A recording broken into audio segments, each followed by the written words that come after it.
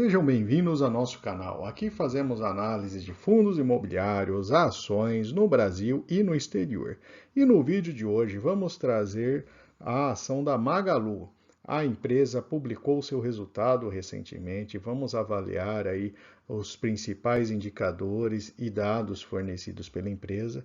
Falar também sobre inconsistência em resultados anteriores que a empresa divulgou junto com a divulgação do seu resultado, o que fez aumentar a preocupação de dos acionistas em relação a certos aspectos da empresa, detalhar o seu lucro, a sua dívida, de forma a fornecer informações adicionais e subsídios para entender os movimentos da ação da empresa. Ao final do vídeo, darei o meu parecer sobre a empresa com seus pontos positivos e negativos. E se o vídeo ajudar em seus estudos, suas avaliações, fiquem à vontade para curtir, compartilhar e se inscrever em nosso canal.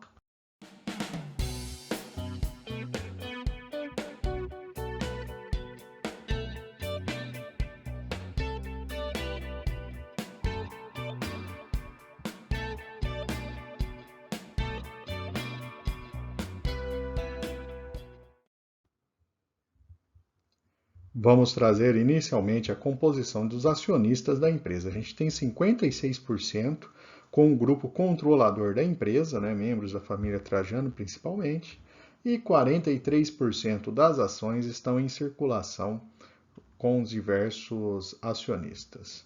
Trazendo alguns números macro que a empresa divulgou recentemente, foram 15 bilhões de vendas totais no terceiro trimestre de 2023, dos quais 11 bilhões em e-commerce, 6,8 milhões em cartões de crédito fornecido pela empresa. A empresa possui 1.300 lojas físicas distribuídas por 20 estados e são 36 milhões de clientes ativos, 198 centros de distribuição e cross-dockings que a empresa usa para suportar a sua operação.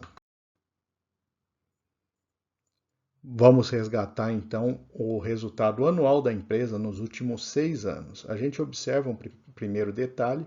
Nos últimos 6 anos, a empresa saiu de aproximadamente 12 bilhões de resultados anuais para mais de 36 bilhões. Então, multiplicou por 3 ali a sua receita. O primeiro ponto de atenção que o acionista tem que ter em relação à empresa é que, como toda empresa de varejo, as margens são bastante baixas. E a gente observa já em 2022, apesar do aumento da sua receita, a empresa registrou prejuízo. O EBITDA também a gente observa ali que ele ficou num patamar bastante baixo. Comparando os resultados trimestrais, pegando os terceiros trimestres dos últimos 4 anos, a gente observa um movimento semelhante. Então, no terceiro trimestre de 22 e de 23, a empresa apresentou prejuízo na divulgação dos seus resultados. Trazendo agora para vocês a distribuição do resultado, Então a gente tem ali 26, quase 27% da receita da empresa é capturado pelas lojas físicas, então a empresa segue mantendo aí uma rede grande de lojas físicas que são responsáveis por 27%. 43% vem do e-commerce tradicional, que basicamente é aquele modelo em que a empresa vende pela internet os produtos da própria loja, E quase 30% do resultado é do marketplace, que é basicamente um terceiro com o qual a Magalu tem somente essa relação comercial, toda a logística e tal. Ela pode até fornecer serviço de logística, mas normalmente é um terceiro fornecendo o produto para você, simplesmente se aproveitando do site da Magalu para vender o seu produto. Então, essa é a distribuição dos resultados. Comparando agora um histórico um pouco mais longo, de 10 anos, de distribuição de dividendos e lucro por ação, a gente observa ali que a empresa chegou a pagar em 2017 um bom valor de 6% de dividend yield, mas desde então a empresa vem em queda ali e praticamente aí zerando o seu pagamento de dividendos nos últimos anos. a empresa apresenta uma dívida bruta elevada, né, passando aí de 7 bilhões de reais, e a gente tem ali a dívida líquida que também cresceu significativamente nos últimos anos, né? A gente tem evolução aí desses 4 anos. Esse é um ponto principal também. A taxa média da dívida da empresa está em CDI mais 1,25%, o que significa que enquanto a taxa de juros estiver em patamar mais elevado, a empresa também estará pagando um custo financeiro alto. Então, portanto, isso explica até as notícias ali, a pressão da própria fundadora da empresa em relação à taxa de juros, né? O valor patrimonial da empresa cresceu bastante de 2017 até 2023, mas nos últimos 3 anos podemos considerar em uma certa estagnada, né, uma estabilidade. No gráfico do fluxo de caixa da empresa, a gente observa ali momentos, especialmente o ano de 2019 e 2021, em que a empresa demandou aí maior nível de financiamento, aumentando aí o patamar da sua dívida.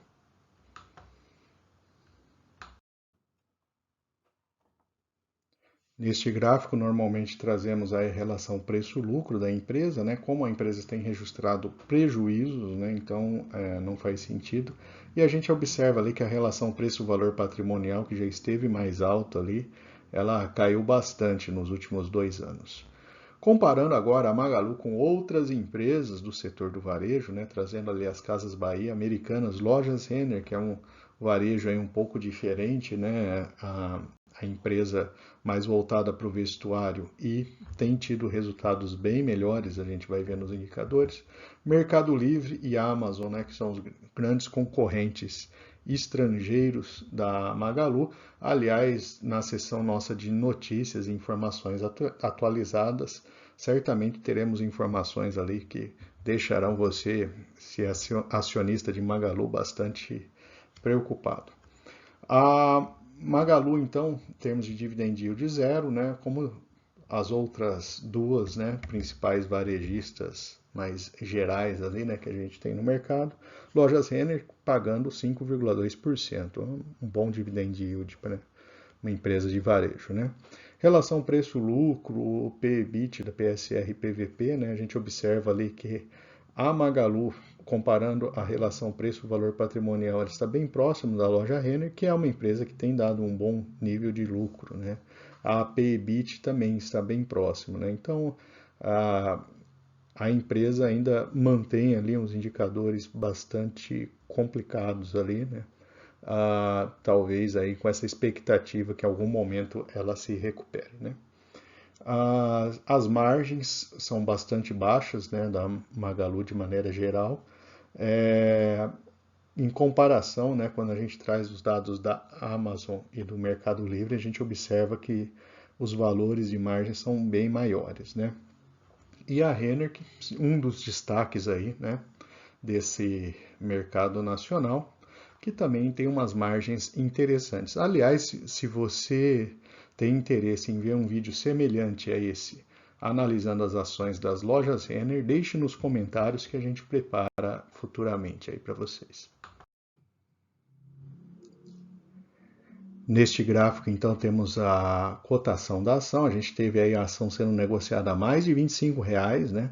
Teve um crescimento impressionante aí, principalmente desde 2015, 2016, mas da mesma forma que subiu, ela acabou caindo mais rapidamente ainda, sendo negociada aí na casa de R$ 2 atualmente.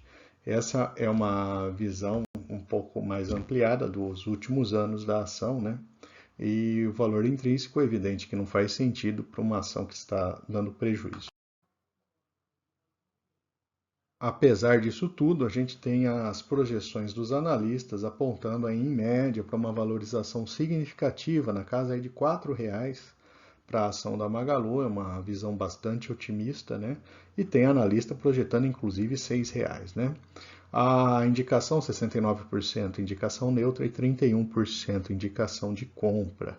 Então essa é uma visão dos analistas, de certa forma até otimistas em relação à empresa.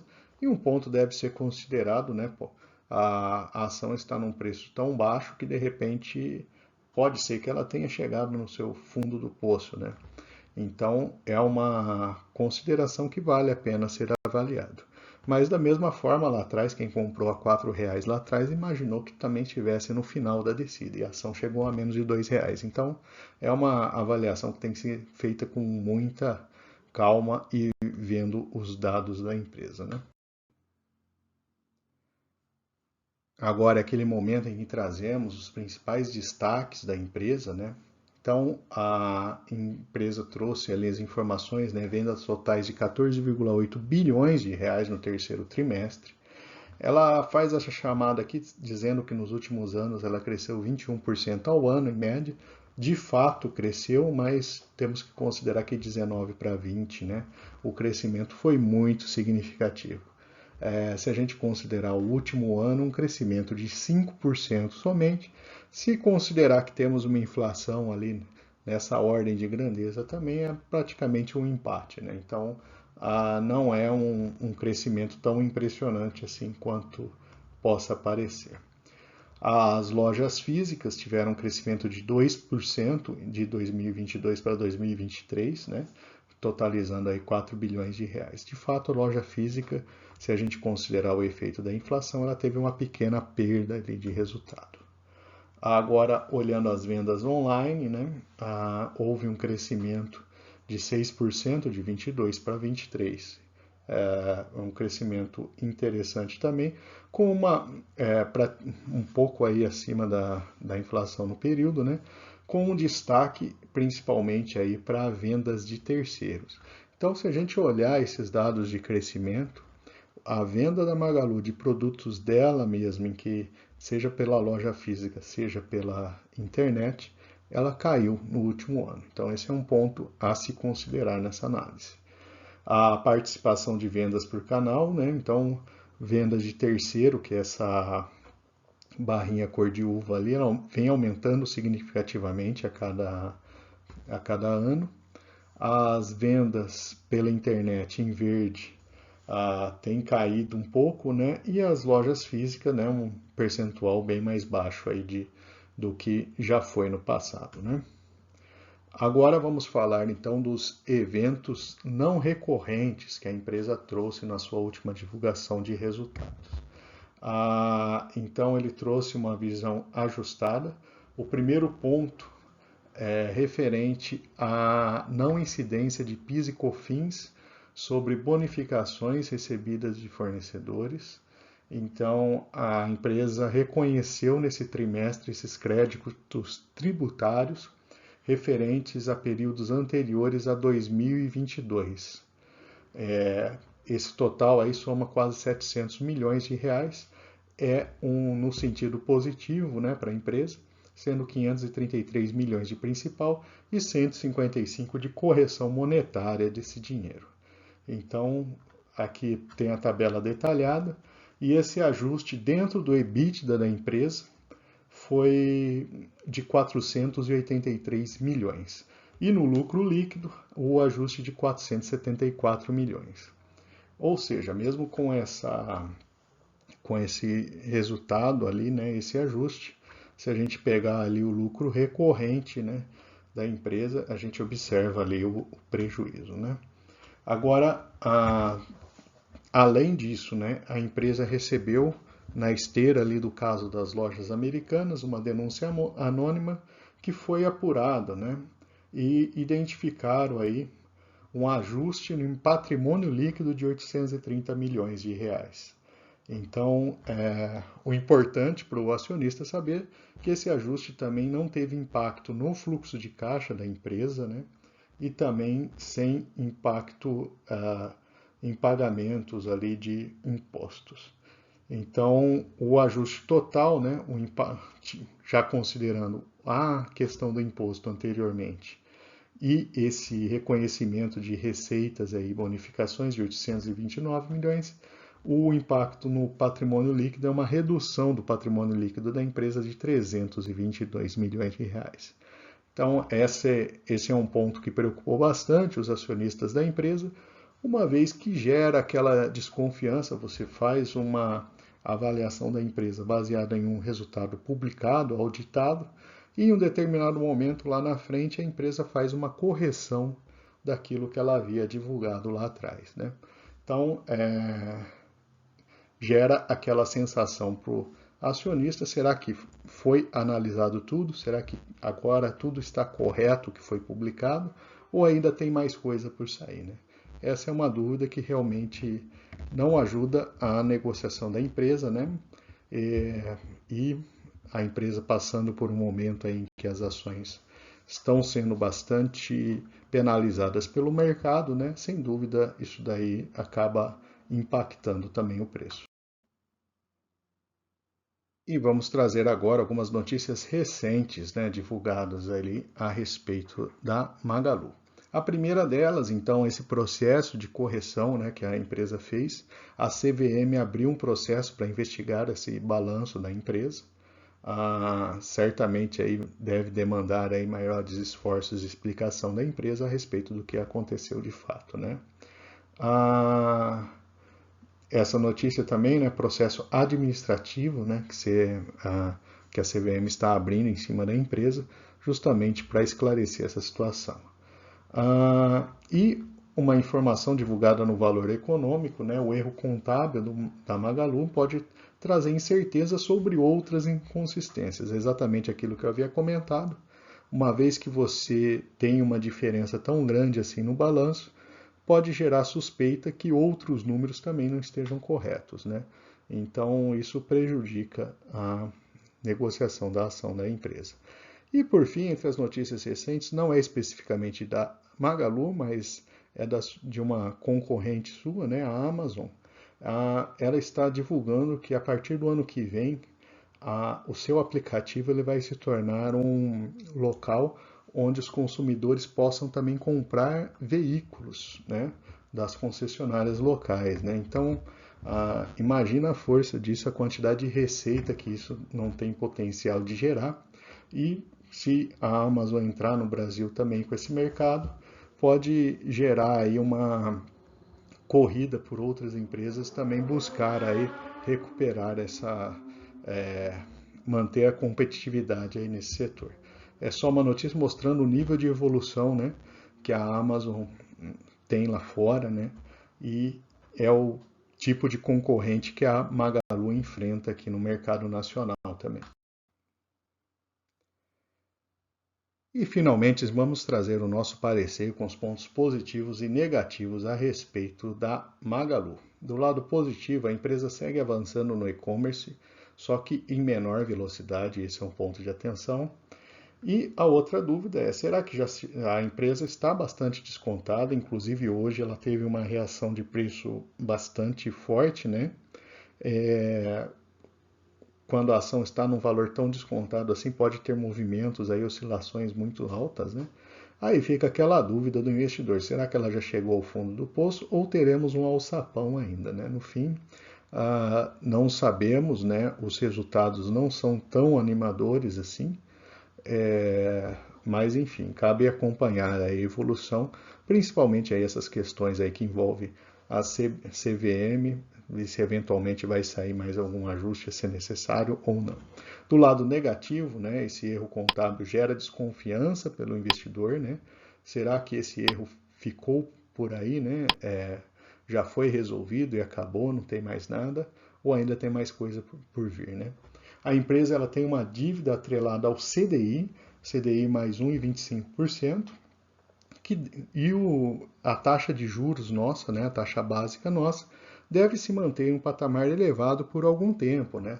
Em 2024 teremos aí uma queda lenta da taxa de juros. Isso deve continuar consumindo caixa da empresa aí, com o pagamento de juros dessa dívida ao longo do próximo ano também, né? Até que ponto a empresa consegue se manter nessa situação. O varejo como um todo está num momento crítico, né, para a maior parte das empresas do setor, então ela está inserida em um setor que não está nos seus melhores momentos. E a Magalu também tem um problema de margem, né? A receita aumenta e o seu lucro diminui, né? Então, se a empresa conseguisse rentabilizar melhor o seu resultado, certamente estaria com uns resultados de lucro apurados bem melhores. mas cabe a gente avaliar e acompanhando a empresa para ver se ela tem recuperação ou não. No cenário atual, não existe aí nenhum grande indicativo de recuperação da empresa, pelo menos no médio prazo. E se o conteúdo apresentado no vídeo trouxe alguma informação adicional, te ajudou em seus estudos, fique à vontade para compartilhar o vídeo e curtir. E se não for inscrito ainda, tem vários outros vídeos no canal e verifique ali, com certeza irá encontrar algo interessante e fique à vontade para se inscrever no nosso canal.